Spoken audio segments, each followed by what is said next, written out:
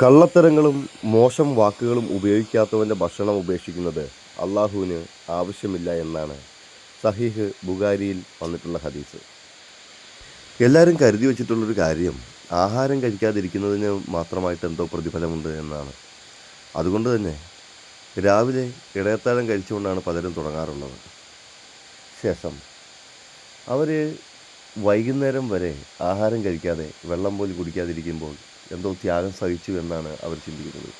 എന്തിനാണ് നിങ്ങൾ ആഹാരം ഉപേക്ഷിക്കാൻ പറഞ്ഞിട്ടുള്ളത് എന്ന് ഒരു ചോദ്യം ഇവിടെ പ്രസക്തമാണ്. അതിൻ്റെ ഉത്തരം നമുക്കൊന്ന് നോക്കാം.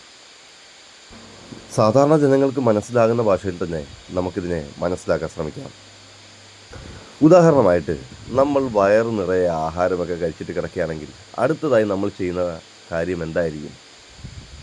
ഉടനെ ഫോൺ എടുക്കുക, റീലുകൾ കാണുക, റീലുകൾ സ്ക്രോൾ ചെയ്ത് മാറ്റിക്കൊണ്ടേയിരിക്കുക, എവിടെയെങ്കിലും വിശ്രമിക്കുക, ഒന്നും ചിന്തിക്കാതിരിക്കുക, യാതൊന്നിനെക്കുറിച്ച് ബോധമില്ലാതിരിക്കുക. ഇതൊക്കെയാണ് നമ്മൾ ആഹാരം കഴിച്ചു കഴിഞ്ഞാൽ പിന്നെ ചെയ്യുന്ന കാര്യങ്ങളല്ല. എന്നാൽ നമ്മൾ ആഹാരം കഴിക്കാതിരിക്കുന്ന അവസ്ഥയിലാകുമ്പോൾ നമ്മുടെ ബുദ്ധി കൂടുതലായിട്ട് ഉണരുകയും മറ്റുള്ള കാര്യങ്ങളെക്കുറിച്ചൊക്കെ നമ്മൾ ചിന്തിക്കാനും ആരംഭിക്കും. ആത്മശുദ്ധീകരണം എന്നാണ് റമദാൻ നോമ്പ് കൊണ്ട് ഉദ്ദേശിക്കുന്നത് എന്നുള്ള സത്യം ആദ്യം മനസ്സിലാക്കുക.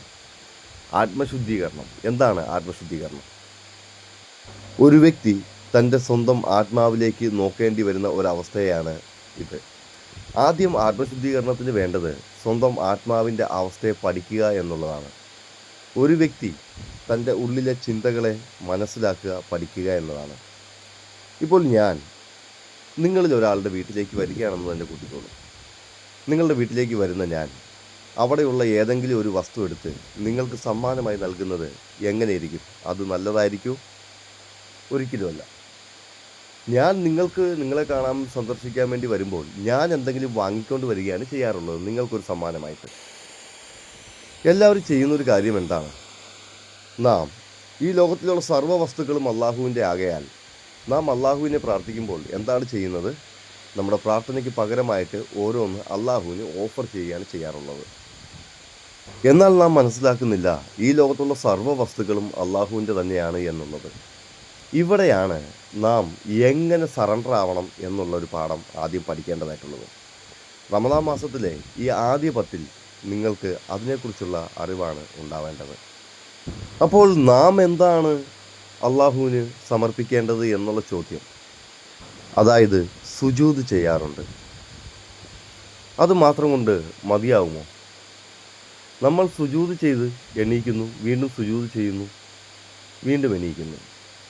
സുജൂദിന് വലിയ പ്രാധാന്യമുണ്ട്, നമസ്കാരത്തിന് വലിയ പ്രാധാന്യമുണ്ട്. എന്നാൽ അള്ളാഹുവിൻ്റെ മുമ്പിൽ എന്താണ് നമുക്ക് കൊടുക്കാനുള്ളത്? അള്ളാഹുവിലേക്ക് നാം അടുക്കുമ്പോൾ നമ്മുടേതായിട്ടുള്ള എന്തെങ്കിലും ഒരു വസ്തുവായിരിക്കണം അള്ളാഹുവിന് നാം സമർപ്പിക്കേണ്ടത്, അല്ലെങ്കിൽ കാഴ്ചവെക്കേണ്ടത്, കൊടുക്കേണ്ടത്. അത് എന്താണ് എന്നറിയണമെങ്കിൽ ഒരു മനുഷ്യൻ സ്വന്തം ആത്മാവിലേക്ക് നോക്കേണ്ട ആവശ്യകതയുണ്ട്. ഇത് വലിയ കഠിനമായ കാര്യമൊന്നുമല്ല. നാം എന്താണ് എന്ന് ആദ്യം മനസ്സിലാക്കുക എന്നത് മാത്രമാണ് അതിൻ്റെ അർത്ഥം. എന്താണ് നാം? ലോകത്തിൽ നാം ഓരോരുത്തരും ആരാണ് എന്നുള്ള യഥാർത്ഥമായിട്ടുള്ള സത്യം അള്ളാഹുവിനും നമുക്കും മാത്രമല്ലാതെ ഈ ലോകത്ത് മറ്റൊരാൾക്കും അറിയില്ല എന്നൊരു സത്യത്തെ ആദ്യം മനസ്സിലാക്കേണ്ടതായിട്ടുണ്ട്. അപ്രകാരം നമ്മുടെ ഉള്ളിലുള്ള ചെറിയ ചെറിയ അസൂയകൾ, കുശുമ്പുകൾ, അഹങ്കാരങ്ങൾ, നന്മകൾ, തിന്മകൾ എല്ലാം നാം തന്നെയാണ്. ഇതെല്ലാം നാം ഉണ്ടാക്കിയതാണ്.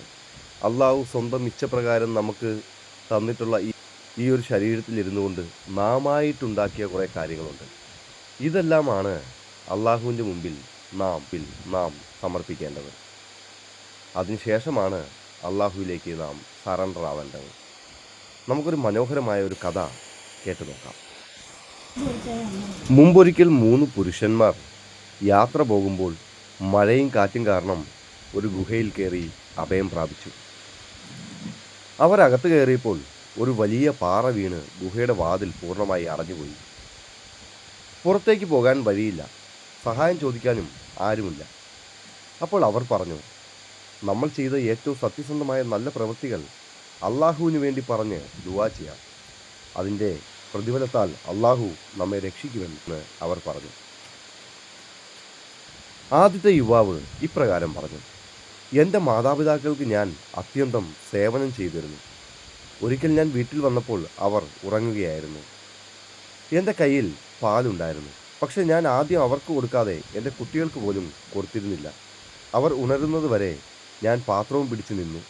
കുട്ടികൾ കരഞ്ഞിട്ടും ഞാൻ മാതാപിതാക്കൾക്ക് മുൻഗണന നൽകി. അദ്ദേഹം ദുആ ചെയ്തു: അല്ലാഹുവേ, ഇത് ഞാൻ നിന്റെ സന്തോഷത്തിനായി ചെയ്തതാണെങ്കിൽ ഈ പാറ നീക്കിത്തരണമേ. ഈ ദുആയ്ക്ക് ശേഷം പാറ അല്പം മാത്രം മാറി. പക്ഷേ പുറത്തു പോകാൻ അത് മതിയായിരുന്നില്ല. രണ്ടാമൻ തുടർന്നു: എനിക്കെൻ്റെ ബന്ധുവായ ഒരു പെൺകുട്ടിയെ വളരെയധികം ഇഷ്ടമായിരുന്നു. ഒരിക്കൽ അവൾ കഷ്ടത്തിലായിരുന്നു. ഞാൻ അവൾക്ക് പണം കൊടുക്കാൻ തയ്യാറായി. പക്ഷേ അവൾക്കൊപ്പം പാപം ചെയ്യണമെന്ന വ്യവസ്ഥയോടു കൂടിയായിരുന്നു അത്. അവളെ ഞാൻ നിർബന്ധമായി അതിന് സമ്മതിപ്പിച്ചു. ഞാൻ അവളോട് അടുത്തപ്പോൾ അവൾ പറഞ്ഞു: അള്ളാഹുവിനെ നിനക്ക് പേടിയില്ലയോ എന്ന് അവൾ എന്നോട് ചോദിച്ചു. അപ്പോൾ ഞാൻ ഉടൻ തന്നെ അതിൽ നിന്ന് വിട്ടകന്നു. പണം മുഴുവൻ അവൾക്ക് കൊടുത്തു. അദ്ദേഹം ദുആ ചെയ്തു: അള്ളാഹുവേ, ഇത് ഞാൻ നിന്നോടുള്ള ഭയം കൊണ്ട് ചെയ്തതാണെങ്കിൽ ഈ പാറ നീക്കണമേ എന്ന്. പാറ വീണ്ടും അല്പം കൂടെ മാറി. പക്ഷേ ഇപ്പോഴും അവർക്ക് പുറത്തു പോകാൻ സാധിക്കുമായിരുന്നില്ല. ഇത്തവണ മൂന്നാമൻ പറഞ്ഞു തുടങ്ങി: എനിക്ക് ഒരാൾക്ക് ജോലി ചെയ്ത് വേതനം വാങ്ങാതെ പോയി. ഞാൻ ആ പണം ഉപയോഗിച്ച് കന്നുകാലി വാങ്ങി. അത് വളർന്ന് വലിയ സമ്പത്തായി. വർഷങ്ങൾക്ക് ശേഷം ആ മനുഷ്യൻ തിരിച്ചു വന്ന് അദ്ദേഹത്തിൻ്റെ വേതനം ചോദിച്ചു. ഞാൻ എൻ്റെ മുഴുവൻ സമ്പത്തും അവന് നൽകി.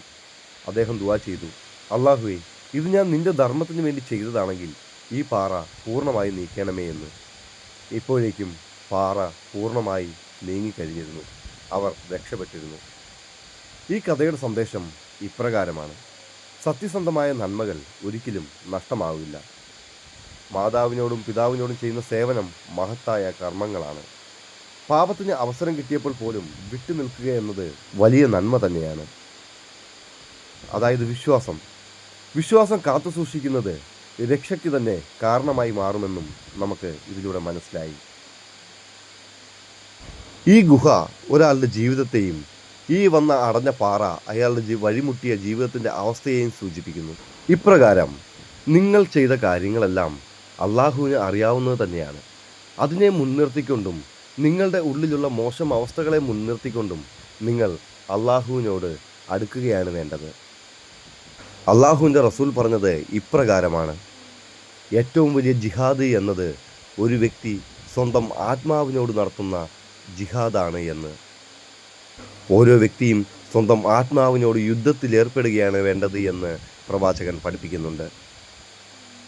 അതുകൊണ്ട് തന്നെ നിങ്ങളിൽ നിന്നും മുറിഞ്ഞുപോയ ബന്ധങ്ങളെ, നിങ്ങളിൽ നിന്ന് അകന്നു നിൽക്കുന്ന ബന്ധങ്ങളെ എല്ലാം വീണ്ടും നിങ്ങളൊന്ന് കൂട്ടിച്ചേർക്കാൻ തയ്യാറാവണം. നിങ്ങളിൽ ആദ്യമായി അതിന് ശ്രമിക്കുന്നവനാണ് നിങ്ങളിലെ ഏറ്റവും വലിയ ശ്രേഷ്ഠൻ എന്ന പ്രവാചകൻ്റെ വചനത്തെ നിങ്ങൾ ഓർക്കേണ്ടതാണ്. ഒരു വ്യക്തി നമ്മിൽ നിന്ന് അകന്നു പോവുകയും വീണ്ടും അദ്ദേഹം നമ്മിലേക്ക് തിരിച്ചു വരികയും ചെയ്യുമ്പോൾ തീർച്ചയായിട്ടും പഴയതുപോലെ ഒരു ബന്ധം ഒരിക്കലും സാധ്യമാവുകയില്ല. എന്നാൽ ബന്ധം സ്ഥാപിക്കുക എന്നത് കാരണമായിട്ട് നിങ്ങൾക്ക് വലിയ ദോഷവും ഉണ്ടാവുകയില്ല. നിങ്ങൾ ഒരു പരിധിയിൽ മാത്രം നിന്നുകൊണ്ട് ആ ബന്ധത്തെ മാത്രം സ്ഥാപിക്കുക എന്നതാണ് ഇതുകൊണ്ട് ഉദ്ദേശിക്കുന്നത്. നാം മുമ്പുള്ള വീഡിയോയിൽ പഠിച്ചു, ആലമുൽ അർവാഹിൽ വെച്ച് നമുക്കാർക്കും യാതൊരു ബന്ധങ്ങളും ഉണ്ടായിരുന്നില്ല എന്ന്. യഥാർത്ഥമായി ബന്ധങ്ങളുടെ തുടക്കം ഈ ഭൂമിയിൽ വെച്ചാണ്. ഈ ഭൂമിയിൽ നിന്ന് തുടങ്ങുന്ന ബന്ധങ്ങളാകട്ടെ നാളെ പരലോകത്തും ഇതേ ബന്ധങ്ങൾ അള്ളാഹു നിലനിർത്തുന്നതുമായിരിക്കും. ആകയാൽ പരലോകത്തിലേക്ക് പോയി ബന്ധങ്ങൾ സ്ഥാപിക്കാൻ നിങ്ങൾ കാത്തു നിൽക്കാതെ ഈ ഭൂമിയിൽ വെച്ച് തന്നെ നിങ്ങളുടെ ബന്ധങ്ങളെ നിങ്ങൾ കൂട്ടിയോജിപ്പിക്കേണ്ടതാണ്. ഒരു പക്ഷേ നിങ്ങളുടെ ഒരു വിളിക്ക് മാത്രമായിട്ട് കാത്തു നിൽക്കുകയായിരിക്കും നിങ്ങളുടെ മറുഭാഗത്തുള്ള ആ ഒരു വ്യക്തി. പലപ്പോഴും നമ്മുടെ ഉള്ളിലുള്ള ഈഗോ നമുക്ക് അതിനുവേണ്ടി നമ്മെ പ്രാപ്തമാക്കുന്നുണ്ടാവില്ലായിരിക്കാം. എന്നിരുന്നാലും നാം നമ്മുടെ ഉള്ളിനോട് ജിഹാദ് ചെയ്തുകൊണ്ട്, നാം നമ്മുടെ ഉള്ളിലുള്ള ഇത്തരം ചിന്തകളെ യുദ്ധം ചെയ്ത് തോൽപ്പിച്ചുകൊണ്ട് നാം അതിനെല്ലാം വിപരീതമായി ചെയ്യുകയാണ് വേണ്ടത്. നമ്മളിൽ നിന്ന് അകന്നുപോയ വ്യക്തിയെ നാം അങ്ങോട്ട് തന്നെ വിളിക്കാൻ കാരണമാകണം. പണ്ട് കാലങ്ങളിലെ പോലെയല്ല. ഇക്കാലത്ത് ഒരു ഫോൺ കോൾ തന്നെ മതിയാകും. നമുക്ക് ഏറ്റവും വേണ്ടപ്പെട്ടവരായിരുന്നു ഒരിക്കൽ അവരെല്ലാം. അവരോട് നാം ഇന്ന് വളരെ അകലത്തിലാണ് കഴിയുന്നത്. നിങ്ങൾക്കവരെ നേരിട്ട് ചെന്ന് കാണേണ്ട ആവശ്യകത ഒന്നും തന്നെയില്ല. ഒരു ഫോൺ കോളോ ഒരു മെസ്സേജോ തന്നെ മതിയാകും അവരിലേക്ക് നിങ്ങൾക്ക് വീണ്ടും ഒരു വഴി തുറക്കാൻ വേണ്ടി. ഒരുപക്ഷേ നിങ്ങളിൽ ഏതെങ്കിലും ഒരാളുടെ ഒരു വിളിക്ക് വേണ്ടി കാത്തു നിൽക്കുകയായിരിക്കും അവരും നിങ്ങളെ വിളിക്കാൻ ആഗ്രഹിക്കുന്നുണ്ടാകും. എന്നാൽ മനുഷ്യൻ്റെ സ്വാഭാവികമായിട്ടുള്ള ഈഗോ രണ്ട് വ്യക്തികളുടെ മനസ്സിലും ഉണ്ടാകും. ആരാണോ അതിനെ ആദ്യം അതിജീവിക്കുന്നത്, ആരാണോ അതിനെ ആദ്യം തോൽപ്പിക്കുന്നത്, ആ വ്യക്തിയാണ് നിങ്ങളിലെ ഏറ്റവും വലിയ ശ്രേഷ്ഠൻ എന്നുള്ള സത്യത്തെ മനസ്സിലാക്കിക്കൊണ്ട് ഇന്ന് തന്നെ നിങ്ങളുടെ ബന്ധത്തെ വീണ്ടും പുനഃസ്ഥാപിക്കാൻ ശ്രമിക്കേണ്ടതാണ്. മറ്റൊന്ന് സദക്കയാണ്, അതായത് സക്കാത്ത്. നമ്മുടെ വീടിൻ്റെ മുമ്പിൽ വരുന്ന സക്കാത്ത് ചോദിച്ചു വരുന്ന ആളുകളെ നിരാശരായി മടക്കി അയക്കാൻ പാടില്ല. അപ്പോൾ ഒരു ചോദ്യം പ്രധാനമായിട്ടുണ്ടാവും, സക്കാത്ത് ചോദിച്ചു വരേണ്ടതാണോ, നാം കൊണ്ടു കൊടുക്കേണ്ടതല്ലേ എന്ന്. എന്നാൽ കൊണ്ടു കൊടുക്കാൻ ആരും തയ്യാറാവാത്ത പക്ഷം അവർക്ക് അർഹതപ്പെട്ടതിനെ ചോദിച്ചിറങ്ങുമ്പോൾ നമുക്ക് എങ്ങനെ അവരെ കുറ്റം പറയാൻ സാധിക്കും? ഏതെങ്കിലും നിവൃത്തിയുള്ള ഒരു വ്യക്തി സക്കാത്ത് ചോദിച്ചുകൊണ്ട് നമ്മുടെ ആരുടെങ്കിലും വീട്ടിൽ വരുന്നതായിട്ട് നിങ്ങൾ കണ്ടിട്ടുണ്ടോ? ഒരിക്കലും ഉണ്ടാവാനുള്ള സാധ്യതയില്ല. സാമ്പത്തികമായിട്ട് മുന്നോക്കം നിൽക്കുന്ന ഒരാൾ ഒരിക്കലും സക്കാത്ത് ചോദിച്ചുകൊണ്ട് ആരുടെയും വീട്ടിൽ വരാറുമില്ല. യാചകരെ ഫോളോ ചെയ്യരുത് എന്ന് അള്ളാൻ്റെ റസൂൽ നമ്മെ പഠിപ്പിച്ചിട്ടുമുണ്ട്. അതുകൊണ്ട് നിങ്ങളുടെ മുമ്പിൽ വരുന്നവർക്ക് നിങ്ങളെക്കൊണ്ട് കഴിയുന്ന സഹായം ചെയ്തു കൊടുക്കുക. ഒരുപക്ഷെ അവർ നോമ്പുകാരായിക്കൊണ്ടായിരിക്കും ഈ വെയിലും സഹിച്ചുകൊണ്ട് നിങ്ങളിലേക്ക് വരുന്നത്. എന്തെന്നാൽ വിദേശ രാജ്യങ്ങൾ, അല്ലെ സൗദി അറേബ്യ പോലുള്ള രാജ്യങ്ങളിലെല്ലാം ഈ റമദാൻ മാസം എല്ലായ്പ്പോഴും അവിടെ നല്ല സമ്പത്ത് സമൃദ്ധിയും ഉണ്ടാകുന്ന ഒരു കാലഘട്ടത്തിലാണ് റമദാൻ മാസം സാധാരണയായി ഉണ്ടാവാറുള്ളത്. എന്നാൽ നമ്മുടെ രാജ്യത്തിൻ്റെ സ്ഥിതി അങ്ങനെയല്ല. ഇപ്പോൾ നമ്മൾ തന്നെ നമ്മുടെ ചുറ്റുവട്ടത്ത് ഒന്ന് കണ്ണോടിച്ച് നോക്കുക. ഇവിടെ ഇപ്പോൾ തൊഴിൽ സാധ്യത കുറവാണ്. സാധാരണക്കാരായിട്ടുള്ള ആളുകൾ റബ്ബർ വെട്ടിയും മറ്റും ഉപജീവനം നടത്തുന്ന ആളുകളുണ്ട്. അങ്ങനെയുള്ള ആളുകൾക്കൊക്കെ ജോലി ഇല്ലാതിരിക്കുന്ന ഒരു സാഹചര്യമാണ് ഇത് എന്ന് നമുക്കറിയാം. അപ്പോൾ ഇത്തരത്തിലുള്ള അവസ്ഥകളിൽ നിന്ന് എല്ലായ്പ്പോഴും സാധാരണക്കാരായിട്ട് തന്നെ ജീവിക്കുന്ന നമ്മുടെ നാട്ടിൽ നിന്ന് ആരെങ്കിലും നിങ്ങളുടെ മുമ്പിൽ സക്കാത്ത് ചോദിച്ചുകൊണ്ട് വരികയാണെങ്കിൽ അവർക്ക് അർഹമായത് നിങ്ങൾ കൊടുക്കുക. നിങ്ങൾ കൊടുക്കുന്നത് പ്രകാരം നിങ്ങളുടെ സമ്പത്ത് തീർന്നു പോവുകയില്ല എന്നുള്ള സത്യത്തെ നിങ്ങൾ മനസ്സിലാക്കുക. നിങ്ങൾ അള്ളാഹുവിനോട് ഇപ്രകാരം പ്രാർത്ഥിക്കുക: അള്ളാഹുവേ, നീ എന്നെ കൊടുക്കുന്നവരുടെ കൂട്ടത്തിലാണല്ലോ ഉൾപ്പെടുത്തിയത്, വാങ്ങുന്നവരുടെ കൂട്ടത്തിൽ ഉൾപ്പെടുത്തിയില്ലല്ലോ എന്ന് നിങ്ങൾ ചിന്തിക്കുക. നിങ്ങളുടെ സമ്പത്ത് ധാരാളമായി തന്നെ അള്ളാഹു വർദ്ധിപ്പിച്ച് തരുന്നതാണ്. ഈ ലോകത്തുള്ള സർവ്വ സമ്പത്തും അള്ളാഹുവിന് മാത്രം അവകാശപ്പെട്ടതാണ്. അവൻ ഉദ്ദേശിക്കുന്ന പക്ഷം നിങ്ങളിലേക്ക് എത്ര വേണേലും അവൻ എത്തിച്ചു തരാൻ പ്രാപ്തിയുള്ളവനാണ് എന്നുള്ള സത്യത്തെ നിങ്ങൾ തിരിച്ചറിയുക. മനസ്സിലാക്കുക, യഥാർത്ഥമായ സമ്പത്ത് എന്നത് മനസ്സിൻ്റെ സമാധാനമാണ്. ഒരു വ്യക്തിക്ക് ഈ ലോകം മുഴുവനായി കിട്ടിയിട്ടും അവന് മനസ്സിന് സമാധാനമില്ലെങ്കിൽ എന്ത് കാര്യമാണുള്ളത് എന്ന് സ്വയം ചിന്തിച്ചു നോക്കേണ്ടതാണ്. ഈ ഇടയ്ക്ക് നമ്മുടെ കേരളത്തിൽ ഒരു വ്യക്തി മരണപ്പെട്ടു. അദ്ദേഹം ആകട്ടെ വലിയൊരു വ്യാപാരിയുമായിരുന്നു, വലിയ സമ്പാദ്യമുള്ള വ്യക്തിയുമായിരുന്നു. എന്നാൽ അദ്ദേഹത്തിൻ്റെ ജീവിതത്തെ ഒരു കയറിൽ കെട്ടിത്തൂങ്ങി മരണപ്പെടുകയാണ് ഉണ്ടായത്. അതുകൊണ്ട് തന്നെ മനസ്സിലാക്കുക, ഏറ്റവും വലിയ സമ്പത്ത് എന്നത് സമാധാനം തന്നെയാണ് എന്നത്. അതുകൊണ്ടാണ് അള്ളാഹു പറഞ്ഞത്, നിങ്ങൾ ഈ ലോകത്ത് നിന്ന് സ്വർഗ്ഗലോകത്തേക്ക് വരുമ്പോൾ സമാധാനം കൊണ്ടാണ് നിങ്ങളെ വരവേൽക്കുന്നത് എന്ന് പറഞ്ഞത്. ഒരു മനുഷ്യന് ഏറ്റവും ആവശ്യമുള്ളത് സമാധാനമാണ് എന്നുള്ളത് മനുഷ്യനെ സൃഷ്ടിച്ച അള്ളാഹുവിനല്ലാതെ മറ്റാർക്കാണ് അറിയാൻ സാധിക്കുന്നത്? നിങ്ങളുടെ മുമ്പിൽ സക്കാത്ത് ചോദിച്ചു വരുന്ന ആളുകളെ നിങ്ങൾ വിരട്ടാനോ ഭയപ്പെടുത്താനോ പാടില്ല. നിങ്ങളുടെ കയ്യിൽ യാതൊന്നുമില്ലെങ്കിൽ നല്ല വാക്കുകൾ അവരോട് പറഞ്ഞുകൊണ്ട് അവരെ നിങ്ങൾക്ക് മടക്കി അയക്കാൻ സാധിക്കുന്നതായിരിക്കും. നിങ്ങൾ അവരോട് മോശം വാക്കുകൾ ഉപയോഗിക്കുകയാണ് എങ്കിൽ നിങ്ങളുടെ ആത്മശുദ്ധീകരണത്തിൽ അത് ഭംഗം വരുത്തുന്നതായിരിക്കും. മനുഷ്യൻ്റെ ആത്മാവ് വീണ്ടും ദുഷിച്ചു പോകുന്നതാണ്. ഒരു മനുഷ്യൻ്റെ ഉള്ളിലെ നല്ല ചിന്തകളെ നമുക്ക് ദൈവീക ചിന്തകൾ എന്ന് വിളിക്കാം. എന്നാൽ ഒരു വജ്രം മണ്ണിലാണ്ടു പോവുകയാണെങ്കിൽ ഒരിക്കലും അത് തിളങ്ങുകയില്ല. അതിൻ്റെ മുകളിലുള്ള മണ്ണിനെ മാറ്റിയാൽ മാത്രമേ ആ വജ്രം തിളങ്ങുന്നതായിട്ട് നമുക്ക് കാണാൻ സാധിക്കുകയുള്ളൂ. അതുപോലെയാണ് മനുഷ്യൻ്റെ മനസ്സിൻ്റെ ഉള്ളിലെ നന്മകളും. ആ മനുഷ്യൻ്റെ മനസ്സിൻ്റെ ഉള്ളിലെ നന്മകളെ അഹങ്കാരം മൂടുന്ന പക്ഷം ആ നന്മകൾ പുറത്താർക്കും കാണാൻ സാധിക്കുകയില്ല. മനസ്സിലാക്കുക, ചെളി കൊണ്ടൊരിക്കലും ചെളി കഴുകിക്കളയാൻ സാധിക്കുന്നതല്ല. നിങ്ങളുടെ മുമ്പിൽ സക്കാത്ത് ചോദിച്ച് വരുന്നവരുടെ വീഡിയോ എടുത്ത് സോഷ്യൽ മീഡിയയിൽ പബ്ലിഷ് ചെയ്തുകൊണ്ട് നിങ്ങൾ ലൈക്കുകളും ഷെയറുകളും വാരി കൂട്ടാമെന്നുള്ള വ്യാമോഹവും ഉപേക്ഷിക്കേണ്ടതാണ്.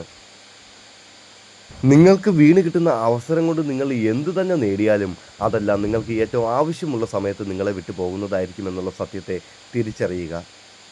നിങ്ങളെല്ലാവരും അള്ളാഹുവിൻ്റെ മാർഗത്തിൽ സ്വന്തം ആത്മാവിനോട് ജിഹാദിൽ ഏർപ്പെടേണ്ടതാണ് ഈ ഒരു അവസരത്തിൽ. ഇനി ഒരാൾ നിങ്ങളുടെ മുമ്പിൽ സക്കാത്ത് ചോദിച്ചു വരികയാണ്. അയാളോട് നിങ്ങൾ നോമ്പുണ്ടോ എന്ന് ചോദിക്കേണ്ടതിൻ്റെ ആവശ്യകത ഉണ്ടാകുന്നില്ല. ഇനി നിങ്ങളാകട്ടെ അർഹതയുള്ള ആളുകളെ തേടി പിടിച്ചുകൊണ്ട് അവരുടെ വീടുകളിലേക്ക് സക്കാത്ത് എത്തിക്കാനാണ് നിങ്ങൾ തീരുമാനിച്ചിട്ടുള്ളത് എങ്കിൽ നിങ്ങൾ ഏറ്റവും ശ്രേഷ്ഠനായ വ്യക്തി തന്നെ ആയിരിക്കുന്നതാണ്. നമുക്ക് മാതൃകയായിട്ടുള്ള ഖലീഫ ഉമറിനെ പോലെയാണ് നിങ്ങൾ. നാം നമ്മുടെ സമ്പത്തിൽ നിന്ന് അവർക്ക് കൊടുക്കുന്നതോടുകൂടി നമ്മുടെ സമ്പത്ത് തീർന്നു പോവുകയില്ല. സമ്പത്ത് അല്ലാഹു വർദ്ധിപ്പിച്ച് തരികയും ചെയ്യും. നമ്മുടെ സമ്പത്ത് ശുദ്ധീകരിക്കപ്പെടുകയും ചെയ്യും. അർഹതയുള്ളതിനെ ആഹാരമായി സ്വീകരിക്കുക എന്നുള്ളതാണ്.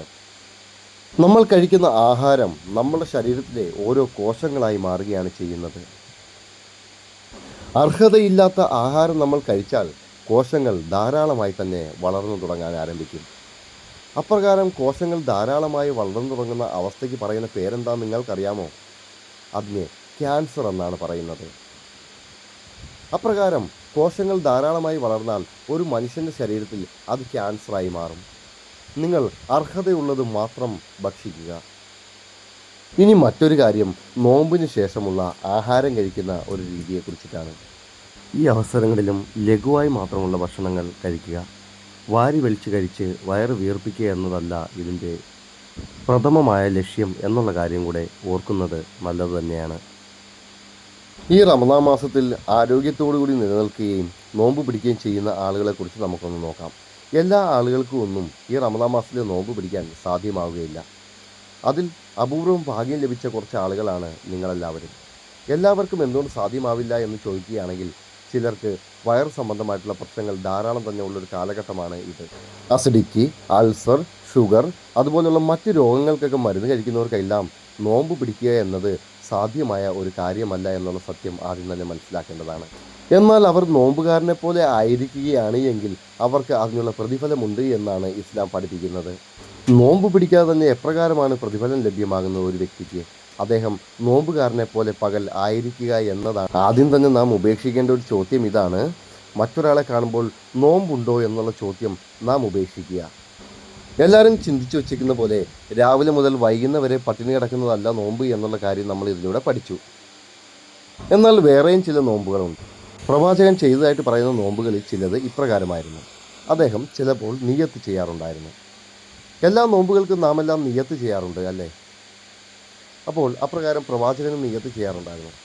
ഇന്നേ ദിവസം എനിക്ക് ആഹാരം കിട്ടുന്ന ഇത്ര സമയം വരെ ഞാൻ നോമ്പ് അനുഷ്ഠിക്കുന്നതായിരിക്കും എന്ന നിയ്യത്തുകൾ പ്രവാചകൻ ചെയ്തിട്ടുള്ളതായിട്ട് പറയപ്പെടുന്നുണ്ട്. നാം എടുക്കുന്ന ഏതൊരു നിയ്യത്തും നോമ്പ് തന്നെയായിരിക്കും. ഇനി ഒരു വ്യക്തി നോമ്പിന് നിയ്യത്ത് മറന്നുപോയിക്കൊണ്ട് തന്നെ നോമ്പെടുത്തു. ആ നോമ്പ് ശരിയാകുമോ എന്നുള്ള ചോദ്യത്തിൻ്റെ ഉത്തരം ഇപ്രകാരം. ഒരു വ്യക്തി നോമ്പെടുക്കാൻ വേണ്ടി തയ്യാറാകുമ്പോൾ തന്നെ അല്ലെങ്കിൽ നോമ്പിലേക്ക് കടക്കുമ്പോൾ തന്നെ അത് നിയ്യത്തായി എന്നതാണ്. ഒരു വ്യക്തിയുടെ ഉള്ളുകൊണ്ട്, അതായത് ഉള്ളിൻ്റെ ഉള്ളുകൊണ്ട്, വാ കൊണ്ട് പറഞ്ഞില്ലെങ്കിൽ പോലും ഉള്ളിൻ്റെ ഉള്ളുകൊണ്ട് ആ വ്യക്തി തീരുമാനമെടുത്തെങ്കിൽ അത് നിയ്യത്തായി തന്നെ കണക്കാക്കാവുന്നതാണ്.